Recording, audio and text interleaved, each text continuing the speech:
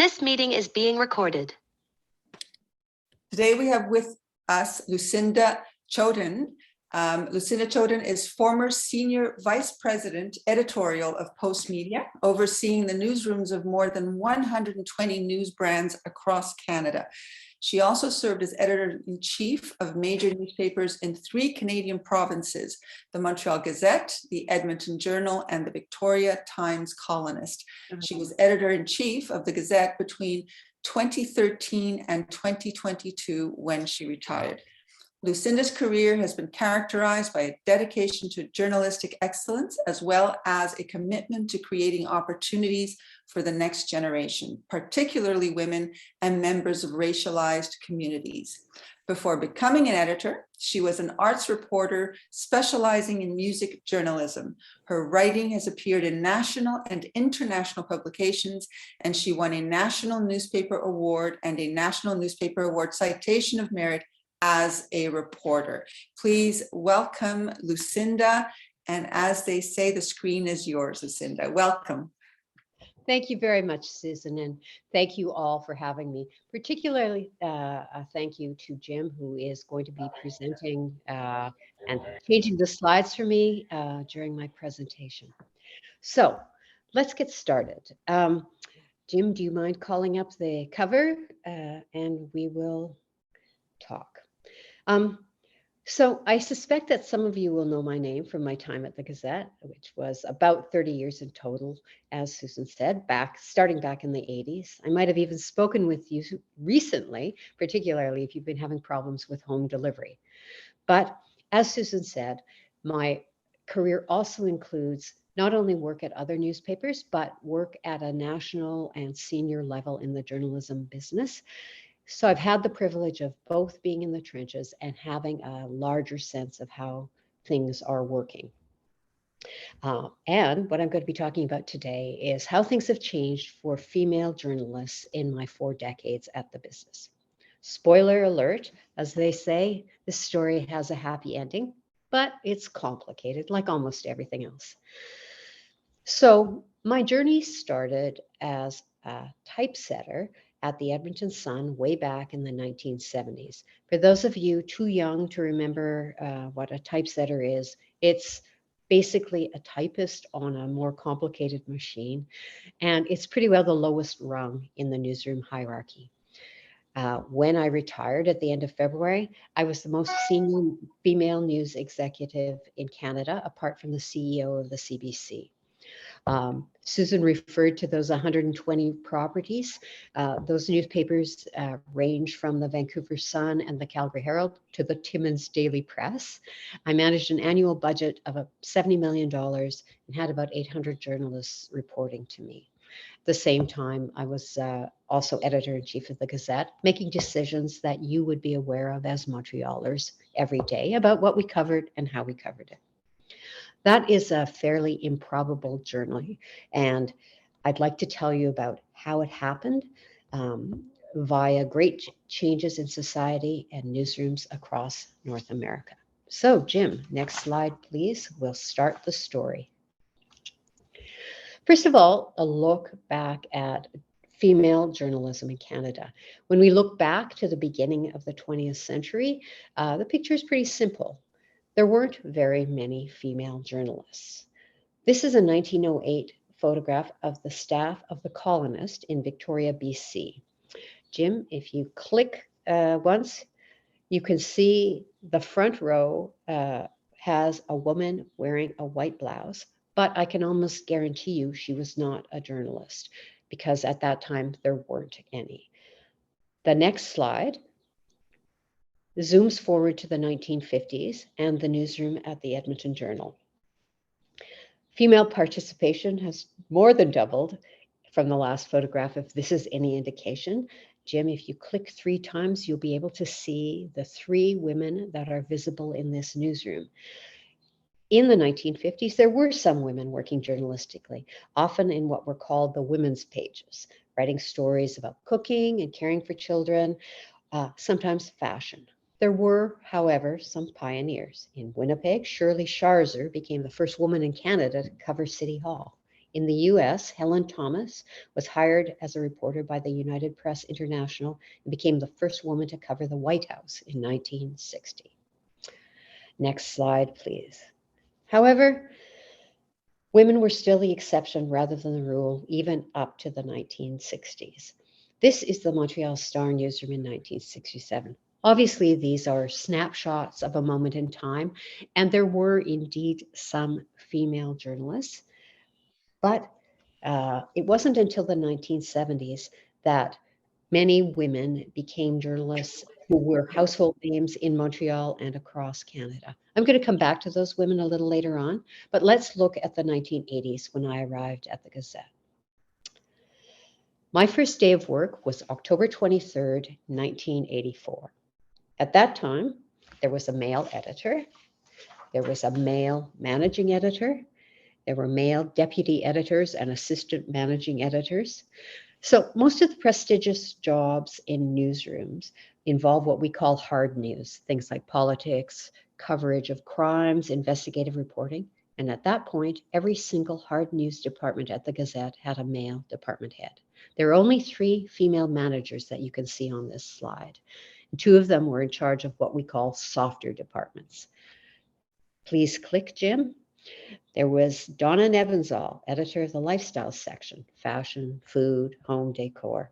There was Doris Giller, years prior to the creation of the Giller Prize, who was editor of the book section. And there was Joan Fraser, who was the exception to that rule.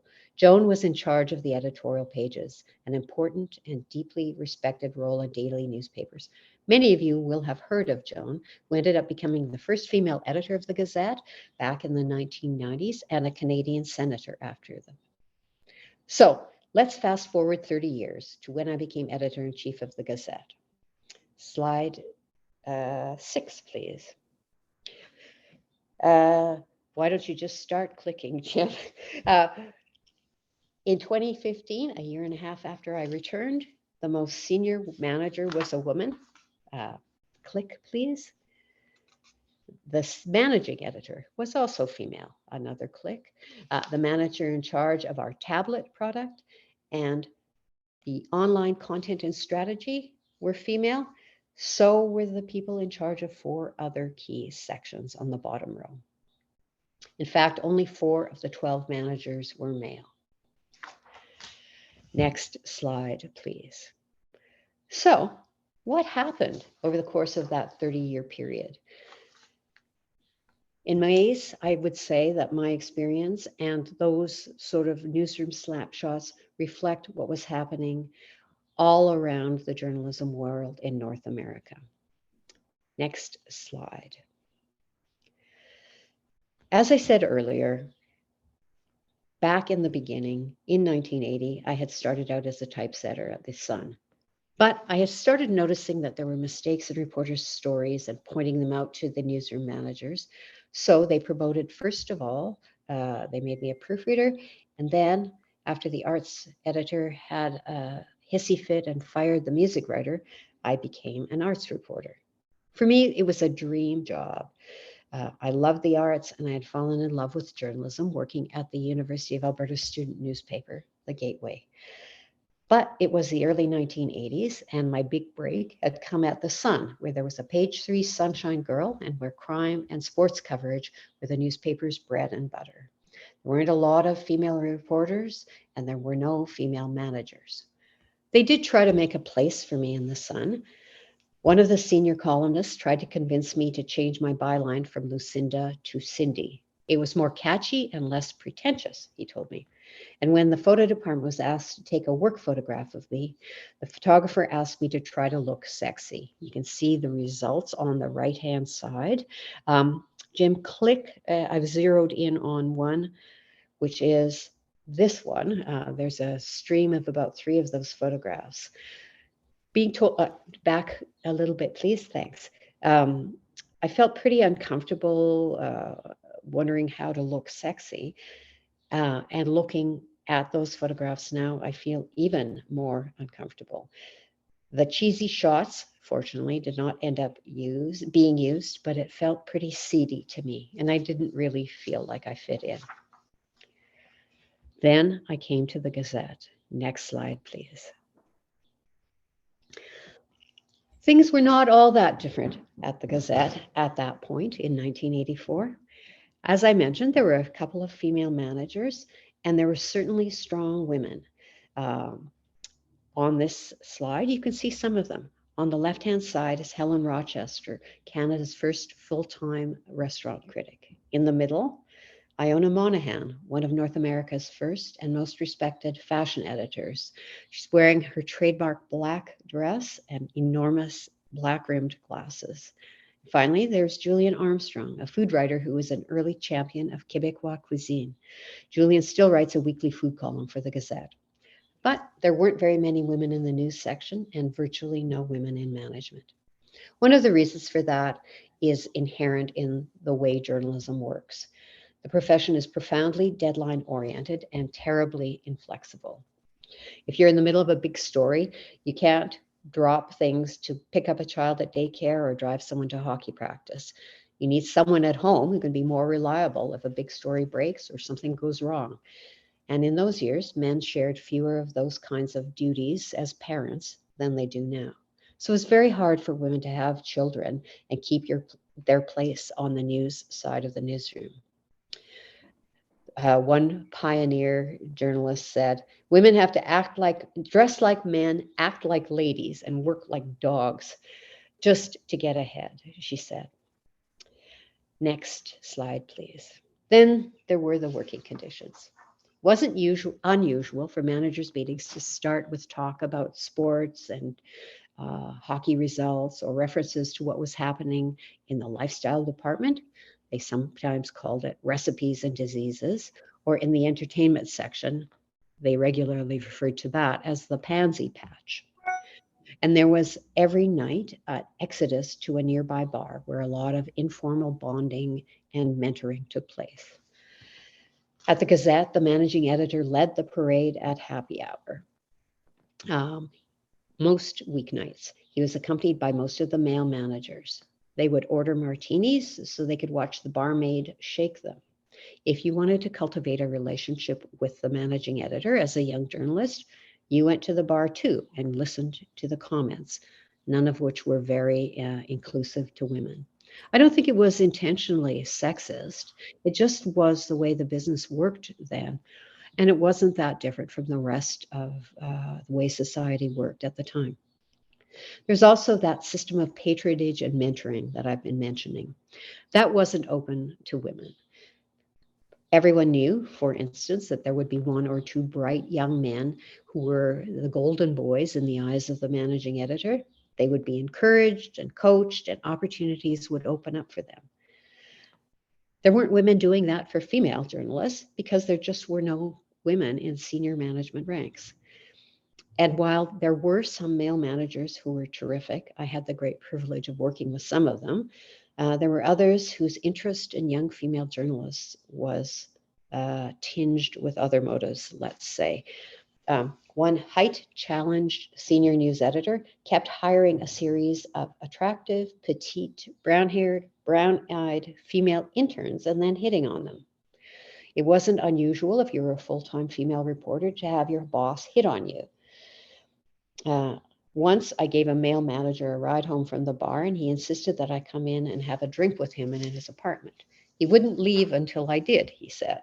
So I got out instead, asked him to lock the doors when he left, and walked home. Instead of apologizing the next day, he sent me an angry note telling me that was the most ridiculous behavior he had ever encountered. I hasten to say those experiences were not unique to me. In 2015, the University of Toronto Press published a book about women in journalism. It was called Outsiders Still: Why Women Journalists Love and Leave Their Newspaper Careers. And that book is full of stories from other female journalists that are similar to or much worse than the ones I've been telling you. In spite of all of that, things worked out for me. There were enough female leaders to inspire me. There were enough friendly and supportive male managers to coach me through the things you had to do to get a chance to lead.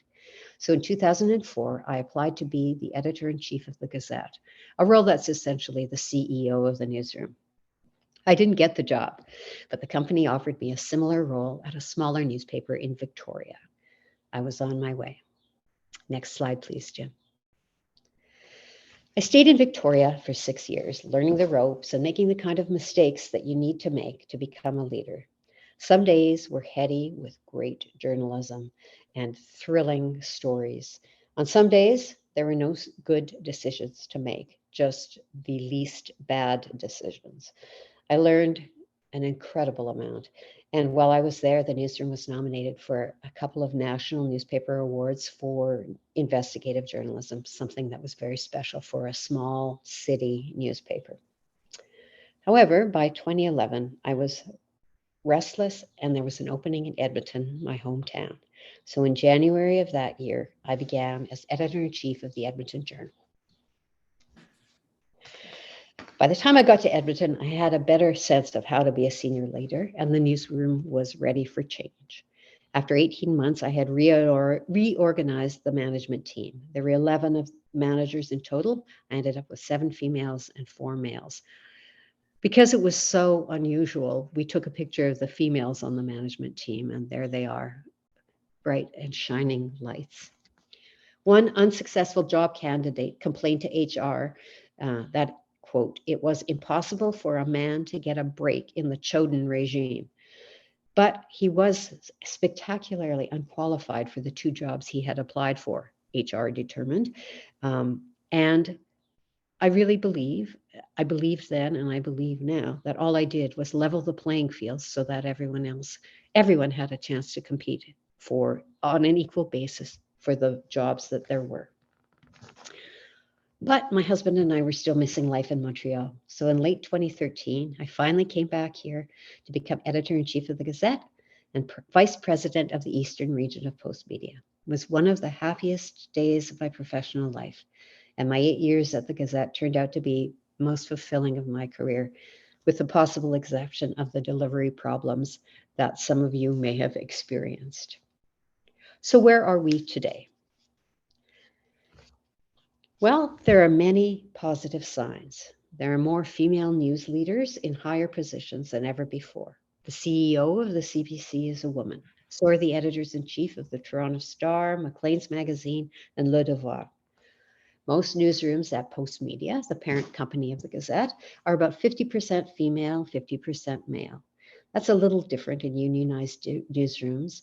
Most newsrooms are shrinking, and the basic principle of most unions is last hired, first fired. So most newsrooms are probably less female and less racially diverse than they were 10 years ago. But I warned you that things were complicated. Like most industries, sexual harassment within the news world has never completely disappeared, although the greater numbers of female managers are helping. Second, deadline pressures are more intense than ever before. It's a 24/7 news cycle, and the pressure to file on a very tight deadline has grown, not diminished. While there is more support for parents, both male and female, it's still an industry where the deadlines are killing. Next slide, please. Then there's social media. Harassment from outside the workplace has grown exponentially. The bullying of women online isn't confined to female journalists, of course. In the last couple of years, we've been hearing a lot in Quebec, particularly from female politicians about the vile and misogynistic messages they receive on a daily basis. In 2019, Quebec Solidaire MNA Christine Labrie read some of those messages aloud in the National Assembly. You can follow, I'm not going to read them. They're in the right-hand part of the screen, however. And as you can see, they are depressing and disgusting and demoralizing. In fact, over the past couple of years, some female politicians have quit politics entirely, citing the constant harassment on social media and in emails as a factor. Next slide, please. That applies to journalism, of course. According to recent studies in Canada and the US, female journalists are 4 more times more likely to be harassed than men are. I'm not suggesting that harassment in a public forum did not occur in the past. I don't know very many female managers of my generation who weren't harassed at some point by the general public. In Edmonton, when I was starting my career, I had a peeping Tom who used to write letters, very creepy letters, to the editor about seeing me at various concerts and arts events and pointing out how comfortable I looked. When I was in Victoria, a stalker came to my house, smashed a concrete block through my windshield, and flattened my tires after writing a bunch of harassing emails to me. He was eventually arrested and a restraining order was placed on him. But until he was, we had security guards patrolling our property every night. However, social media has changed the game for everyone. And online harassment is different from that kind of harassment. It's always on, it's in your house, it's in your phone, and you can't get away from it. In fact, nearly a third of female journalists say they have considered leaving the profession due to online abuse and threats. When there are multiple bylines on a story, it's the female reporter who gets harassed. Trolls and bullies are mobilized on social media, and their force can be quite formidable. I'll give you a recent example that took place this winter in Ottawa. During the truckers' protest on Parliament Hill, the Citizen in Ottawa wrote a story about a business owner who had been attacked for contributing to the Freedom Convoy. An editor at the Citizen tweeted a link to the story on Twitter. Somehow, a US Congresswoman saw the tweet and retweeted the tweet with a criticism of the editor. The story ended up on Fox News. That female editor in Ottawa was subjected to thousands of hateful, angry tweets and emails. Someone found out where she lived and posted a photograph of her apartment online. We had to move her to a hotel. She took down her Twitter account. She was deeply traumatized, and she had quit the Ottawa Citizen within 6 weeks of that event. She had nothing to do with this story, and it was a complete misunderstanding. But that didn't change the consequences for her. Next slide, please, Jim. That kind of sort of harassment and treatment was so rife in general that in fall, before I left Postmedia, we commissioned a survey of our journalists to learn about online harassment. Here are a few of the responses we received from female journalists. Like the editor at the Citizen, one woman had her home address and phone number put on a poster near where she lived. Another one of these comments refers to the practice called FHRITP. I really am not going to say what it is, but it does involve groping female broadcasters from behind when they're doing live broadcasts. What we found out when we did the survey was similar to what other companies have found out. Basically, journalists do not just face more risks than their male counterparts, they face different kinds of risks. Women journalists are more likely to be the target of sexual harassment, which can include gender harassment, unwanted sexual attention, and sexual coercion. And that harassment affects them differently. Male journalists tend to be attacked for their work. Female journalists are attacked for their appearance and gender. As a result of this survey, we began working with the Toronto Star and the Globe and Mail to develop training to help our journalists mask their identities online, to limit their exposure to this kind of hatred and the kind of risk that involves them being what they call doxed, so having their personal information, including where they live, released online. Next slide, please. But there are other threats. There are, in fact, many things to be concerned about in general about newspapers these days. We are working in a deeply disrupted landscape. For more than a century, newspapers relied on advertising revenue to monetize their operations. Back in the early 2000s, about 80% of the Gazette's revenue came from print advertising. But readers and content moved online, and Facebook and Google arrived. Between them, those two giants, Facebook and Google, have scooped up the vast majority of the revenue in Canada's $6 billion online advertising market. They use content created by media organizations like the Gazette to do so, and they don't pay publishers a cent. As a consequence, over the past decade, more than 250 Canadian newspapers have shut down, depriving people in our communities of important information about what's happening. COVID has made things worse. 50 more publications closed their doors during the pandemic. None of this is unique to Canada. Countries like Australia and France have been forcing Facebook and Google to pay publishers for the content they are using, and the Canadian government announced back in April that it was going to draft legislation that would make the same thing happen, essentially making them pay for a certain fee for using news content. That's the financial end of things. There are other existential threats. What does it say about the current state of affairs that 40% of Americans do not believe Joe Biden won the last election, according to a January poll?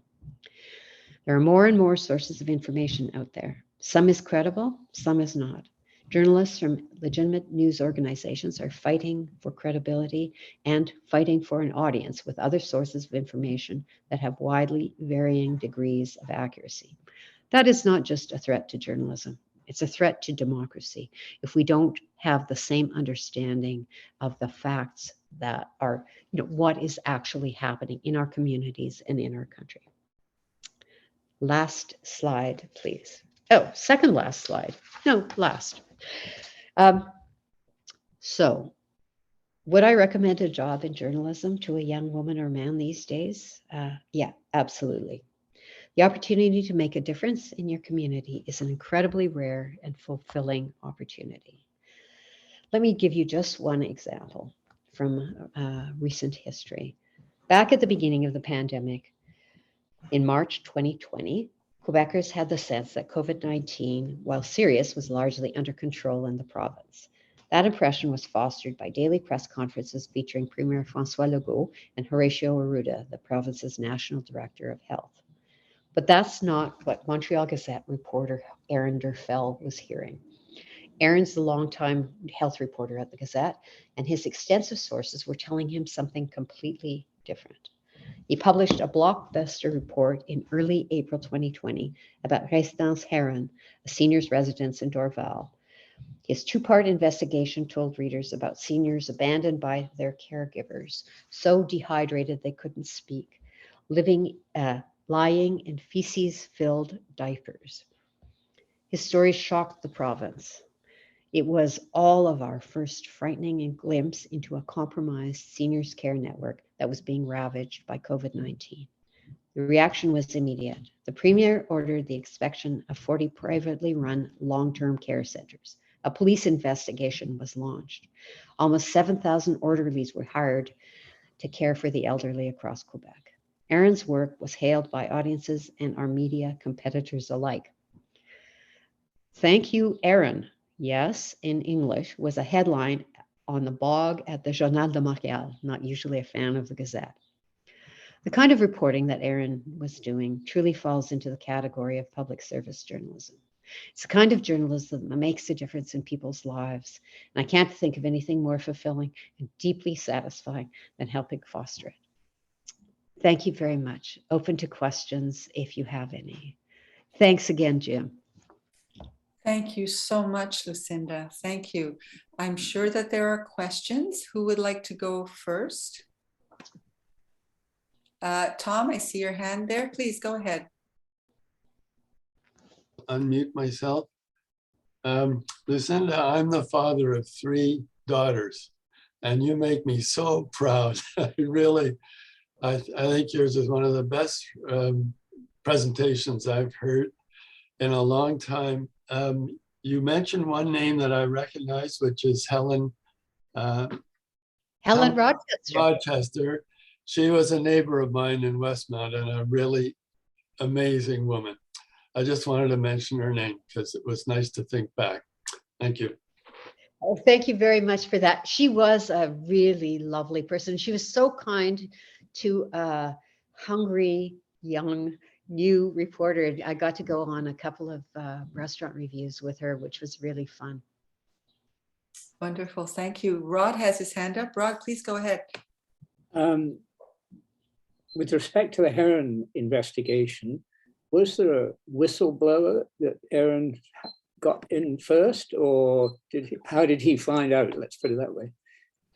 You know, really, people, the reason that there's whistleblowing legislation or legislation that protects whistleblowers is that most good journalism stories come from people who see things happening and say this isn't right. So yes, Aaron had a number of has excellent sources, and a number of them working within the SUS, or I shouldn't say anything more for fear of revealing who they are, but you know, he was hearing from a number of those sources that the situation was shocking at the Heron.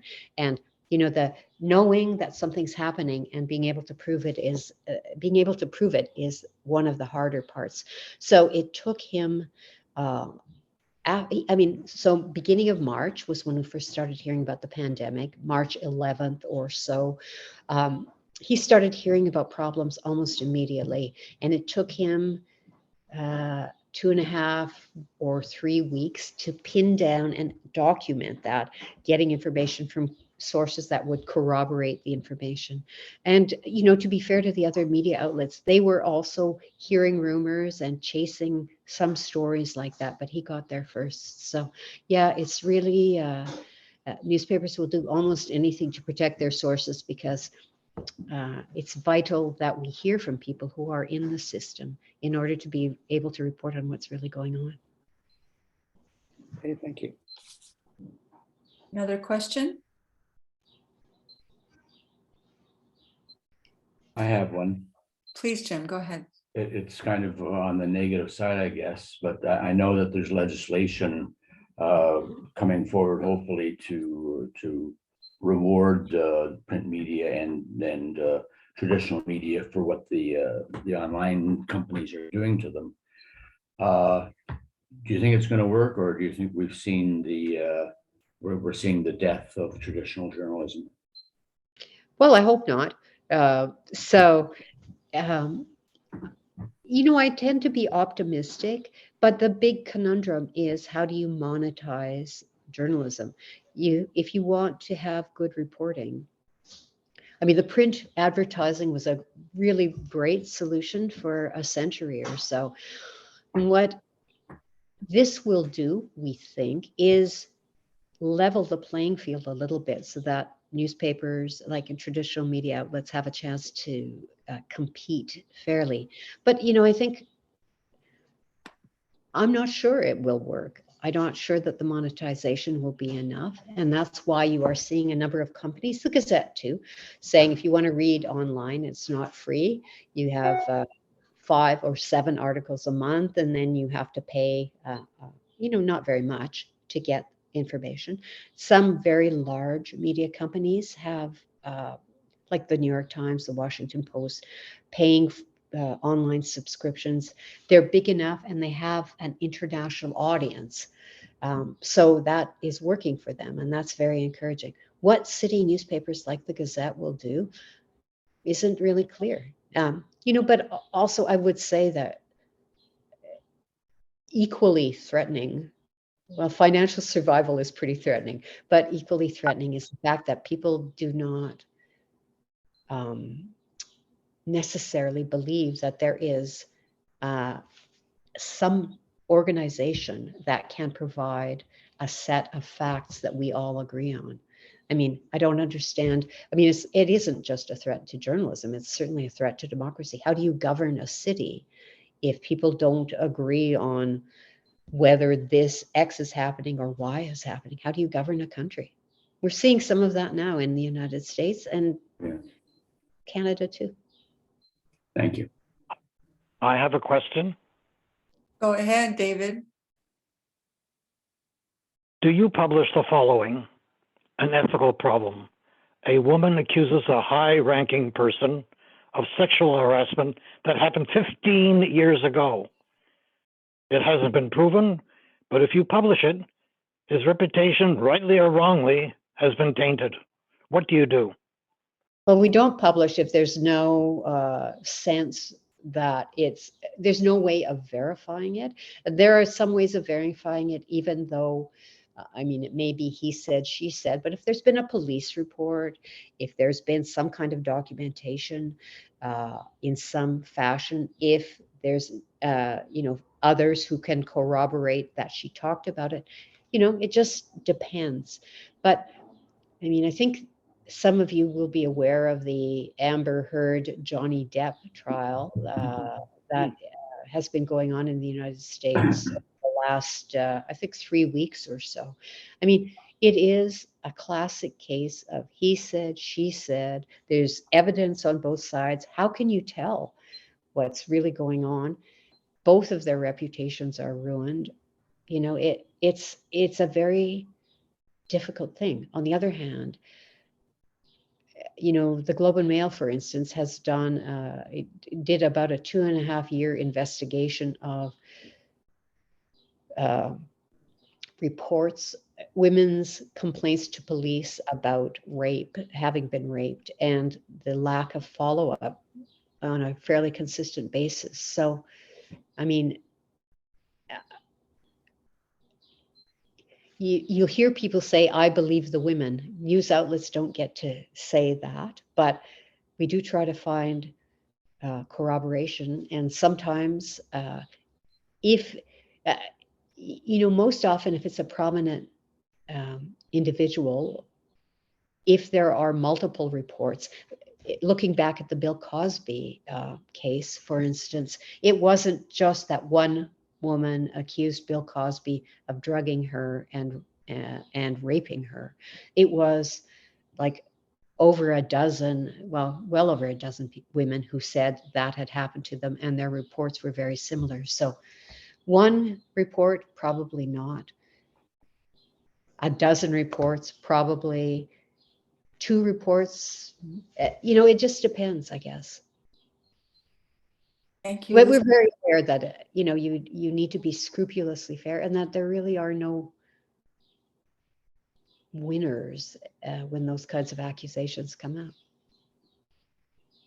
Thank you. Thank you. We have John Donovan asking if you have any regrets about leaving the Gazette. Well, no, really. I almost every day, I'm not getting my paper delivered, so I read the Gazette online every day, and I think if you've done a job for a long time, it's very hard not to say, "Oh, really?" Or I wouldn't have done that. And there have been some changes I'm aware of that I think, oh, I wouldn't have done that. But it's somebody else's turn. I had a great run and an opportunity to be the editor of a newspaper I loved, a city I really care about. So it was exhausting, though, doing those 2 jobs. And I'm really enjoying not getting up at 5 every morning. Thank you. Peter, did you have a comment? Oh, hang on. You need to unmute. Peter, unmute. There you go. Lucinda, I was just going to say, La Presse seems to have been very successful in morphing into its online format. How come some newspapers can do it successfully and some just don't dare? So La Presse is an interesting case study. They were very early to stop doing a print edition and going to a tablet format. Their tablet app is excellent, and La Presse is an excellent news organization. Having said that, they're not making money, and they were buttressed for a long time by the money of the Desmarais family. They were losing so much money that the Desmarais, once Paul Desmarais died, the Desmarais You know, I should be very careful. What I would say is the Desmarais Sons chose not to continue publishing a newspaper, and the Gazette, the La Presse, has been seeking other sources of funding. Their tablet app used to be free. Now they are looking for people to pay to subscribe. It isn't obvious that is a financial solution. Let's put it that way. Thanks. It's an excellent news product, though. Certainly is. I read it just about every day. Yeah. Thank you. Sheldon, did you have a question? I wanted to thank you for your talk, and I really enjoyed hearing about your journey, especially being a woman. And I don't know you, and I just feel so proud of all your accomplishments, and it was really nice to hear, because it is tough for women. Thank you so much. I know that there are women in this meeting who have experienced similar things in their own professions, and you know, it's so worth it, but it's not easy all the time. If I could just throw in 2 cents, I knew Christy Blatchford, Toronto, when she was getting going, and it was, when she was a sports reporter, and all the men were getting their scoops because they were going into the locker room. Yeah. And Christy said she wasn't going to be left out. So the stir that it caused when Christy was suddenly in the men's locker room after the hockey games and the football games, because that was her job and she was doing it. And she went on to raise a lot of eyebrows through her career and her life. So she was just such well, first of all, a pioneer, but also such a gutsy and indomitable force of nature, and a brilliant writer and reporter. So we really miss her. I was very sad when she died. Yeah, no, we all were. Are there any other questions or comments? Yeah, I got one or two. Please, go ahead. First of all, I wanted to thank you, Ms. Chodan, for your time at the Gazette. I enjoyed, and I sort of recognized some of the changes you made when you did come, and I thought, yeah, they're practical. And even though I hated some of the statistics missing from the sports page, but it was okay. And the other thing is, I wanted to say our delivery guy has been aces up for years. And I was talking to the 2 other Gazette subscribers on our street, and we've decided that we'll never get canceled or never cancel the Gazette until we pass. So anyway, I think it's great. And I still don't know how you could possibly do a crossword online.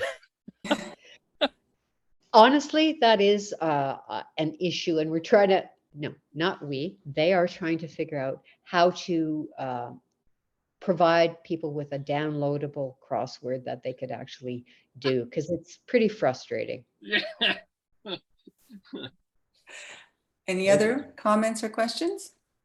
Well, then I have the very great honor, Lucinda, of thanking you profusely. And because I cannot divorce myself from my gender, I think I have a sense of the absolute determination and dedication it has taken for you to take your place in a male-dominated field based on merit, and also how you have helped to remove obstacles for others to take their place. And so with the greatest admiration and respect, I thank you for coming today, for speaking to us. And dare I say it, if we could call on you again to come back, because I know you have more stories to tell. So thank you so much, Lucinda. It's been a great pleasure. Wonderful questions and wonderful to meet you all. Thank you very much for inviting me. I'll abandon you to your business. Thank you very kindly.